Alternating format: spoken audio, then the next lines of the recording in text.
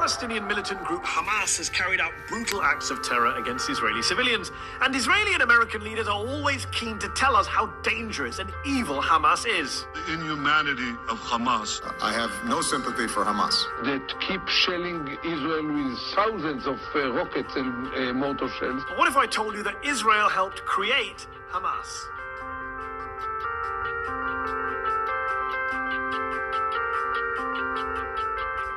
Officially, Hamas, which is the acronym for an Arabic phrase meaning Islamic Resistance Movement, was founded in 1987, at the start of the first Palestinian Intifada, or uprising against the Israeli occupation.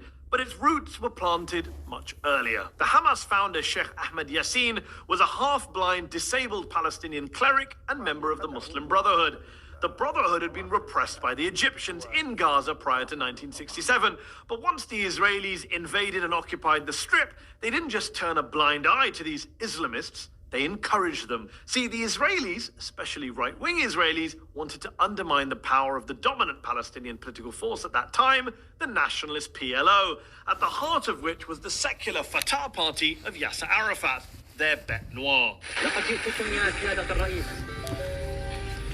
بغصن الزيتون في يدي وببندقية الثائر في يدي. By empowering Sheikh Yassin and the Muslim Brotherhood, Israeli leaders thought they could divide and rule the occupied Palestinians, play them off against each other, secular nationalists against religious Islamists. So in 1978, when Yassin wanted to officially register his Islamic Association, which was basically the precursor to Hamas, the Israelis were only too keen to help. Yassin built and grew a network of Islamist social institutions across Gaza, including schools and clubs and mosques, and Israel helped fund some of those projects. Most American politicians have no clue about any of this, although the former Republican Congressman Ron Paul once made this point on the floor of the House. Hamas was encouraged and really started by Israel because they wanted Hamas to counteract Yasser Arafat. Arafat himself told an Italian newspaper, quote, Hamas is a creature of Israel. He even claimed that former Israeli Prime Minister Yitzhak Rabin admitted as much to him, calling it a fatal error. Now, you might be wondering, why should I believe mad Ron Paul or the famously shady Yasser Arafat? Well, you don't have to. You can believe top Israeli and US officials who've basically owned up to all this. Brigadier Yitzhak Segev, for example, who was the Israeli military governor in Gaza and later told a New York Times reporter that he helped finance the Islamic movement. The Israeli government gave me a budget, he said, and the military government gives to the mosques.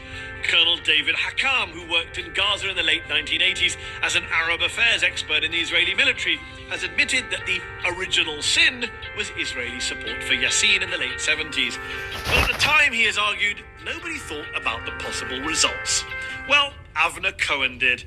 Cohen was the Israeli official who was responsible for religious affairs in Gaza for more than 2 decades, and who now says, quote, Hamas, to my great regret, is Israel's creation. Yeah, Cohen's words. He actually wrote an official report to his superiors in the mid-1980s, warning them not to play divide and rule in the occupied territories and calling on Israel to, quote, break up this monster before this reality jumps in our face. But no one else on the Israeli side really took the possibility of blowback seriously at that time. They never do they? Hamas has since killed far more Israeli civilians than any secular Palestinian militant group, and its leaders have been pretty viciously anti-Israeli and even anti-Semitic in their rhetoric. لن نعترف بإسرائيل. لا مكان لكم بيننا ولا مستقبل لكم بين الأمم إنكم إلى زوال. Sheikh Yassin would eventually be assassinated by an Israeli airstrike in Gaza. Sheikh Yassin and its organization, the Hamas, are responsible to the killings of more than 400 Israelis. So the question shouldn't be why now. I think it should be why not before. Why not before? Well, because before, Israel was actually nudging and winking at Yassin and co., building them up as a rival to Arafat's Fatah. The die was cast for blowback. Blowback, incidentally, that they decided to double down on.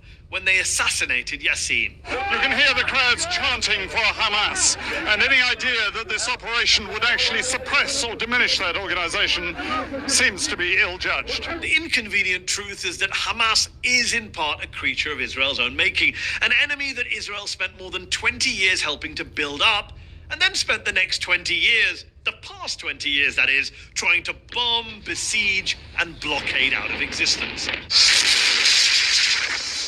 The 3 Gaza wars fought by Israel against Hamas since 2008 killed around 2,000 Palestinian civilians and a dozen Israeli civilians. That's the real human cost of blowback. David Long, a former Middle East expert at the US State Department under Ronald Reagan, told journalist Robert Dreyfus, "I thought the Israelis were playing with fire. I didn't realize they'd end up creating a monster. But I don't think you ought to mess around with potential fanatics. It's a lesson both the Israelis and the Americans never seem to learn, though. And as usual, innocent people, in this case Palestinians and Israelis, continue to lose their lives as a result." If you see something, say something.